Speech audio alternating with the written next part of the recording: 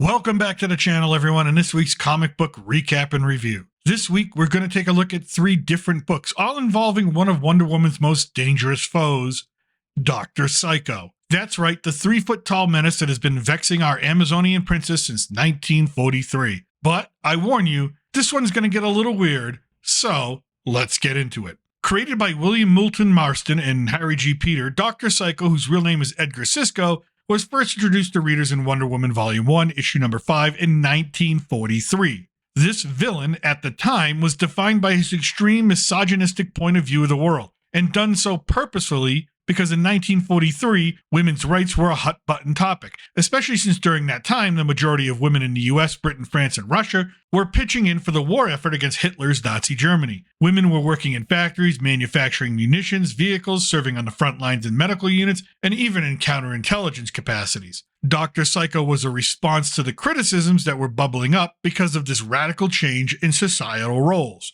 Even with a world war raging, there were elements of the population, men and women, who did not agree with how women were being asked to contribute. And be that as it may, issue number 5 in 1943 began with another familiar face in Wonder Woman lore. Ares, the god of war, except back then he was called by his Roman name Mars, was infuriated that women were interfering with his plans to perpetuate war, and a severe misogynist himself, Mars instructed his lieutenant Deception to find a suitable agent on Earth to manipulate. Here is our first look at Dr. Psycho, a brilliant man who was laughed at by others because of his appearance, short and very unattractive, and after receiving an award from the university, he meets up with his fiancée Marva, who is with him for his brilliance, but rejects his physical advances outright and feeds his suspicion that she is involved romantically with another man. One night, Marva believes she sees Dr. Psycho enter the radium laboratory, and the next day he's accused of stealing that essential element. Marva testifies against him. He is imprisoned for the crime. After his release, he goes after Ben Bradley, the man who actually set him up so he could steal Marva away, except Dr. Psycho finds out that Marva was potentially involved as well. He forces Ben to swallow radium, killing him, and then kidnaps Marva using his power of hypnosis and telekinesis. From this moment on, Dr. Psycho sees Marva and all other women as lower creatures meant to be subdued and enslaved under men. But there is more to Dr. Psycho than just kidnapping and hypnosis. Using a special red light, he can farm the ectoplasm from unseen space and manifest physical items, including human beings, as lifelike illusions as long as he has a living medium to use, and in this case,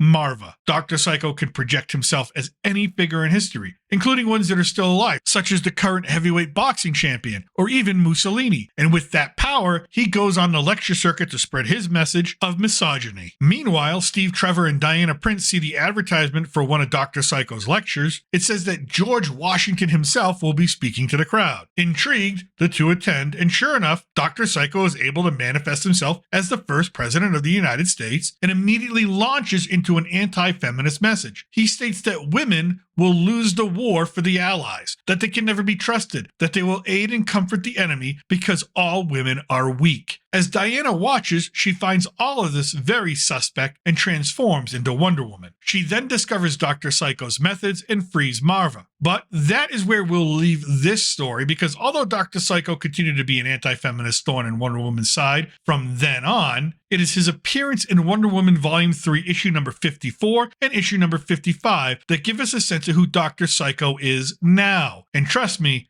it's a hell of a lot worse. We begin outside the Adams School in Boston, Massachusetts. Miss Helen Anderson is observing as classes let out for the day, and she is also 8 months pregnant. Her colleague, Horace, enters the room and wants to talk about Vanessa Capitelis. She was recently involved in a situation involving Wonder Woman and sustained mental trauma. Vanessa needed to see a psychologist for her troubles. She was failing in school and becoming very withdrawn. However, after a few brief visits with this psychologist, Mr. Stratton, a friend of Mrs. Anderson's from her college days, Vanessa has made a miraculous recovery and seems almost like a different person. Miss Anderson is skeptical about the recovery, never seeing anything like it before in other troubled students, and is determined to find out how and why this happened. Meanwhile, Wonder Woman has heard the call of Hermes, an Olympian god. He is in Boston and wants to speak with Diana. He's under the belief that to regain his power, as he lost some of it battling Mercury, the Roman version of himself, he needs to destroy all of Boston, Diana's adopted home city. Diana cannot allow this to happen, and Hermes, ever the narcissist Olympian god, decides to battle it out with her. As they fight above the Boston skyline, Miss Anderson decides that instead of driving home, she will drive to the home of her old friend Dr. Charles Stratton and ask some questions about Vanessa. As she drives, she argues with herself about how paranoid she must seem, and when she arrives, the front door is unlocked and she enters. She calls Charles's name, but no response, so she heads upstairs with an ominous feeling. Meanwhile, Wonder Woman and Hermes continue to pummel each other, but as time continues, their faces begin to appear distorted, until each of them has the face of a strange, ugly man. Hermes gets the upper hand while this occurs. He can end Diana at this point. She knows it, and Diana yells out,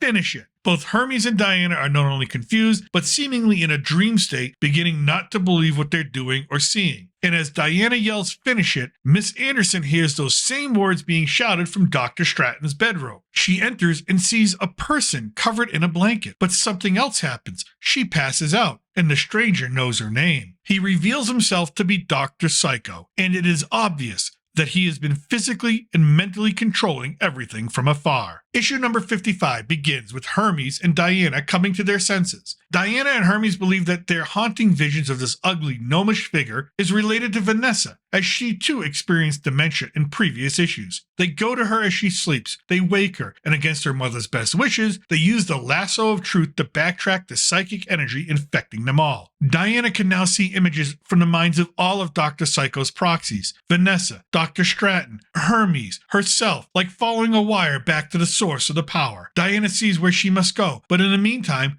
Dr. Psycho has vengeance planned for Helen Anderson, the person who disrupted his masterpiece of psychic torture. You see, Helen is pregnant, and an unborn child has no precognition. It's a fresh mind to infect. Dr. Psycho drives the fetus insane, giving it great fear and anger, causing it to rip at the womb from the inside, tearing apart its own mother in the process. As Diana arrives, bursting through the wall, she finds Dr. Stratton. He is weak, but points her up the stairs. Unbeknownst to her, Stratton is still controlled by Psycho and attempts to have him attack her. It does not work. She strikes him backwards, which also causes Dr. Psycho to fall backwards. But, again, it is too late. Dr. Psycho disappears, and as Wonder Woman enters the bedroom, all she finds is Helen Anderson, lying dead, the fate of her child unknown. This is the new Dr. Psycho, far from the simple woman-hater of 1943. This version will become the one that cements his namesake and intent, as well as action. A disturbing retcon? Certainly. A villain that is worth exploring further in the future? Definitely. And that concludes our look at Dr. Psycho. I hope you enjoyed this video. Let me know what you think in the comment section below. A villain gone too far for the comics? A villain too much for DC Studios to include in the future? I wonder how James Gunn would see it. And if you want more comic book fun, click on a link to my Welcome to the Comicverse playlist in the description below. As well, if you did like this video, we'd appreciate it if you hit that like button, subscribe, comment, and share it out. It really helps out the channel each week. I thank you for listening, and remember, as always, I am still your reluctant gringo from south of the border. Salud, and a huevo.